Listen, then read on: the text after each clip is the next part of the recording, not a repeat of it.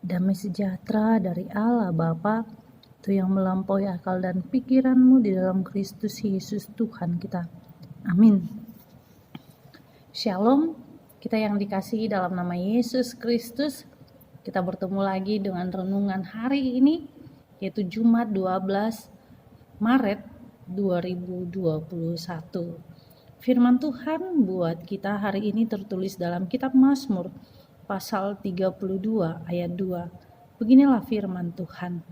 Berbahagialah manusia yang kesalahannya tidak diperhitungkan Tuhan dan yang tidak berjiwa penipu. Demikianlah firman Tuhan. Kita yang dikasihi dalam nama Yesus Kristus.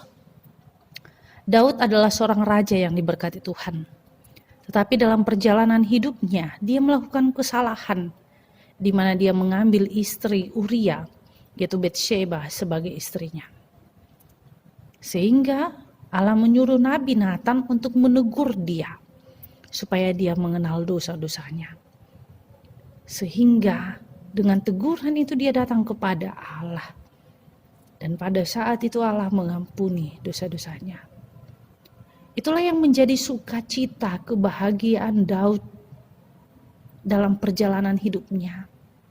Sehingga kita mampu melihat bahwa dosa sekecil apapun mampu Tuhan lihat di dalam diri kita.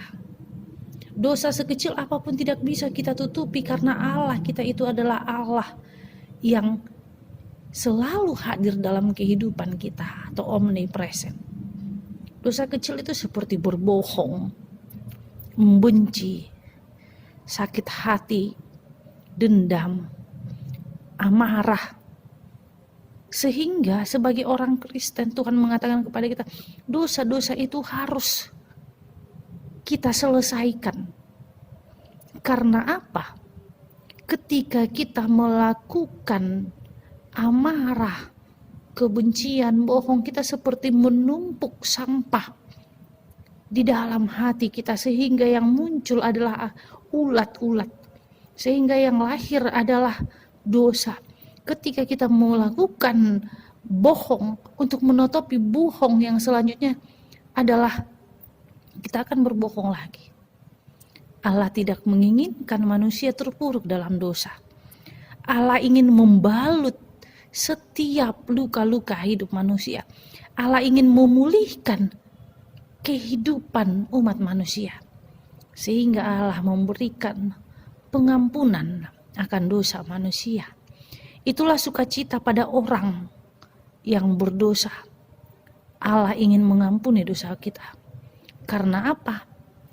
Karena kita melihat ketika dosa itu sudah ada di dalam diri kita, atau kita tidak mau dipulihkan oleh Allah, atau kita tidak mau untuk saling mengampuni, itu yang menjauhkan diri kita dari Allah.